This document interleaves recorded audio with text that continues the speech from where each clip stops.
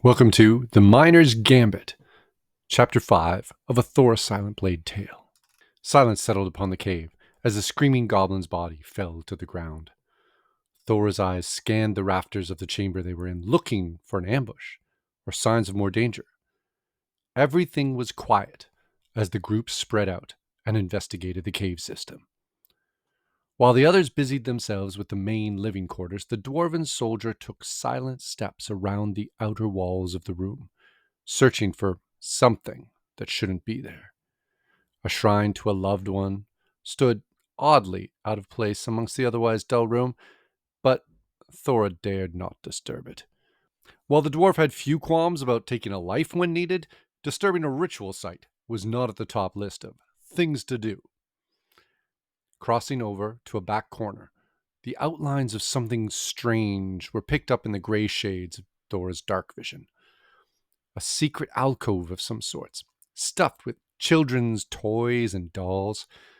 Such a strange thing to collect and steal from farmers. Why hide them? And why decorate them with goblin features and collect little animal toys? Something didn't add up. Thora began collecting the toys to examine them more closely when one of them seemed to sag with extra weight, feeling as if it was filled with rocks. Using a knitting needle to carefully pry open the doll's seams, the dwarf found that the stuffing had been removed and replaced by some sort of burlap material, perhaps even a sack. Dumping it out, Thora found a collection of various precious stones. Zarek, who had hung back and had been watching the dwarf's investigation, saw the pile of jewels come tumbling out and immediately began slashing the toys apart, looking for any other riches. The poor children's toys fell to pieces and rags at the elf's feet, yielding nothing extra, but also meaning no children's toys being returned to their rightful owners.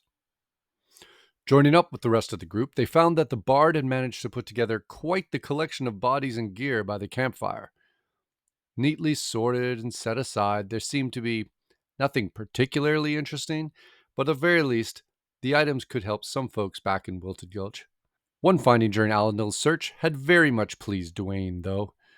The turtle sat with his fingers completely bejeweled with the many, many rings that the goblin leader had been wearing.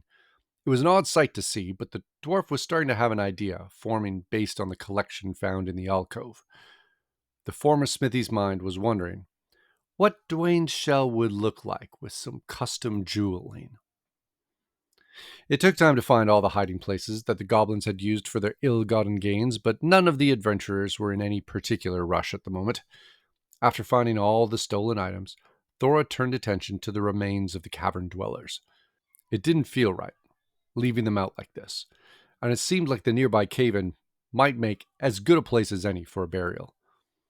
Allendale also seemed up for the task, but none could really remember how goblins buried their dead, if they did at all. Even the elf was willing to lend a hand as they started moving stones, though Zarek pulled a muscle early and needed to sit out the rest. The dragonborn and dwarf lifted stone after stone, with Dwayne shouting instructions out to Allendale to help him along. Thor smiled as the bard lifted the rocks. For a dwarf, this type of work was part of their bones, but the work always went better as a team.